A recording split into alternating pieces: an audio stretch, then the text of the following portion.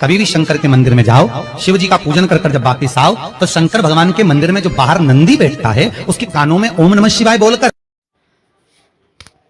नंदी जी महाराज के कान में कौन सा शब्द है जो बोल देने से हर कामना पूरी हो जाती है? नंदी जी महाराज के कान में कब बोले, कैसे शिव जी की आराधना करें, क्या नंदी जी महाराज को बिल्वपत्र पुष्प अर्पित करना चाहिए, तमाम बातें गुरुदेव ने अपने इस कथा के माध्यम से बताया है। चलिए उन्हीं के मुख से हम सुनते हैं पावन कथा को कि नंदी महाराज को कैसे खुश करें कि 3 दिन से लेकर 3 महीने के बीच आपकी मनोकामना पूर्ण हो जाए। अपने मन की कामना उसके कानों में बोलकर आप आ जाइए, आपकी कामना 3 महीने में पूरी हो जाती है। नंदी के ईश्वर भगवान का स्मरण करिए। अगर 7 बेलपत्र आप शंकर को समर्पित करते हो तो 1 बेलपत्र नंदी भगवान पर भी अवश्य समर्पित करिए। नंदीश्वर भगवान शिव को समर्पित, 1 बेलपत्र नंदी केश्वर की ओर चढ़े। और बहुत ध्यान दीजिए महाराज, अगर कोई काम अटक रहा है, नहीं हो रहा, बहुत प्रयास करा, तो भगवान शंकर के मंदिर में 5 बेलपत्र चढ़ाइए। और शंकर भगवान की जो छोटी लड़की है अशोक सुंदरी, आपको बताया था ना अशोक सुंदरी का स्थान, भगवान शंकर की 6 लड़कियां हैं, उसमें से सबसे छोटी लड़की अशोक सुंदरी की जगह पर 1 बेलपत्र चढ़ाइए। फिर 1 बेलपत्र नंदीकेश्वर पर चढ़ाइए। और नंदीकेश्वर पर चढ़ाने के बाद भगवान शंकर के मंदिर के बाहर चौखट पर दिया लगा दीजिए साइड में, और फिर अपने घर पर आ जाइए, आपका कार्य सफल होना प्रारंभ हो जाए। नंदीकेश्वर भगवान नंदीकेश्वर का स्मरण कर लेने पर जीव आनंद सुख की अनुभूति करता है, आनंद सुख को पाता। भगवान नंदीकेश्वर का पूरी दुनिया में केवल एक केदारनाथ ही एक ऐसा है जहां पर ओम कुंड विराजमान है। कौन सा कुंड है वहां पर? ओम कुंड। जो बच्चा हकलाता है, तोतला बोलता है या गूंगा होता है, जिसकी वाणी नहीं होती, वो अगर ओम कुंड पर जाकर ओम बोलने का प्रयास करता है तो जितनी देर तक उसके मुंह से घुन्न की आवाज निकलती है उतनी देर तक ओम कुंड में से पानी का बुलबुला निकलता रहता है। और 7 या 8 बार बोलने से व्यक्ति हकलाना छोड़ देता है, तोतला बोलना छोड़ देता है, उसकी वाणी आ जाती है। वो ओम कुंड केदारनाथ जी में बसता है। कहां बसता है? केदारेश्वर। जब सीता जी विवाह कर आई, कौशल्या जी ने कहा, जानकी, ए जानकी, हमारे यहां की रीति है, घर में बहू पहली बार आती है तो मीठा भोजन बनाती है। जाओ, या तो खीर बनाओ, या मीठी भात बनाओ, या मीठी थुली बनाओ, कुछ भी करो, हलवा बनाओ, सीरा बनाओ, पर मीठा बनाओ। बनाइए, जाओ जाओ जरा। सीता मैया गई और माता जानकी ने खीर बनाई। क्या बनाई माता जानकी ने? जम के बोलो जरा। खीर।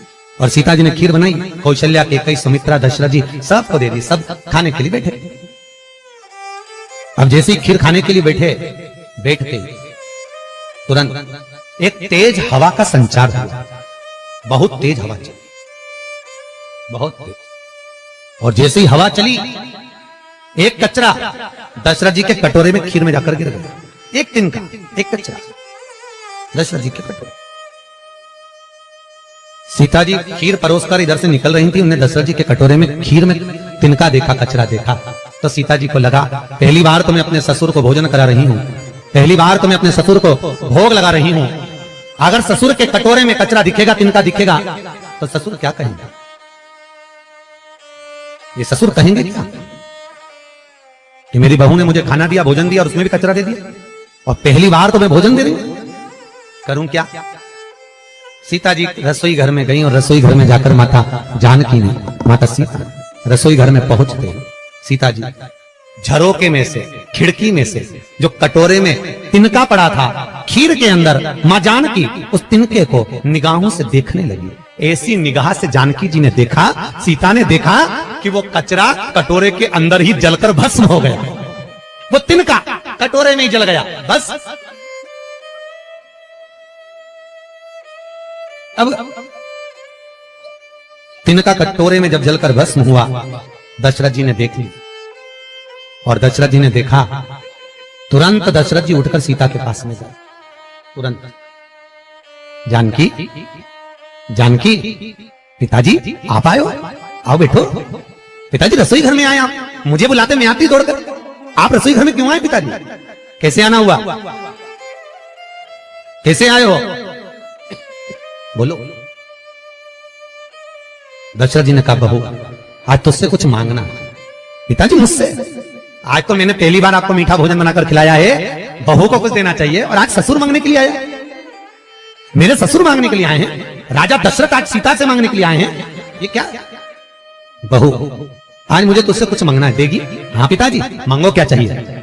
सीता, पहले राम की सौगंध था कि तुझसे जो मांगूंगा तुझे देना पड़ेगा। सीता जी कहती हैं, प्रभु पिताजी, मैं भले सौगंध न खाऊं पर जो मांगोगे दे दूंगी, बोलो क्या चाहिए? बोलो ससुर जी, आपको क्या चाहिए? पिताजी क्या चाहिए? दशरथ जी बोले, वचन तो देना पड़ेगा, पहले वचन दे। वचन देती हूं पिताजी। ये सीता अपने ससुर दशरथ को आज वचन देती है, जो रसोई घर अन्नपूर्णा में जो आप मांगोगे मैं दूंगी। तो दशरथ जी ने कहा, तूने वचन दिया है सीता, तो मुझे आज वचन के रूप में दे दे कि जैसे आज तूने कटोरे में पड़े हुए तिनके को देखा, ऐसा किसी दुश्मन को भी मत देखना, वचन दे। सीता जी कहती है, मैं वचन देती हूं कि किसी दुश्मन को भी इस तिनके की तरह नहीं देखूंगी। और चरित्र उठाकर देखो, जब जब रावण आता था, सीता एक तिनका उठाकर उस तिनके को देखती थी, रावण को नहीं। तिनके को इसलिए देखती थी कि सीता जी मन में सोचती थी, वो तो ससुर को वचन दिया है कि तिनके को देखा, ऐसा किसी को मत देखना, इसलिए इसको देख लूं बहुत है। अगर घूर के देख रही बापड़ा तेरे को छोड़ने वाली नहीं, तिनके को देख, तेरे को तो मैं यूं ही निपटा दूं, एक मिनट नहीं लगे। जब जब रावण आता था सीता तिनके को देखती थी, जब जब रावण आया सीता ने तिनके को देखा, बार बार तिनके को देखा। तो रावण ने 2500 बार माता सीता से पूछा था कि मैं आता हूं तो तू तिनका क्यों देखती है? पर सीता बोली नहीं, क्योंकि मैंने अपने ससुर को वचन दिया है कि किसी जैसा तूने तिनके को देखा ऐसा दुश्मन को भी मत देखना, इसलिए नहीं देख पा रही तेरे को। अगर देख ली थी तो राम को तो आने की भी जरूरत नहीं थी, तुझे तो यूं निपटा के चली जाती।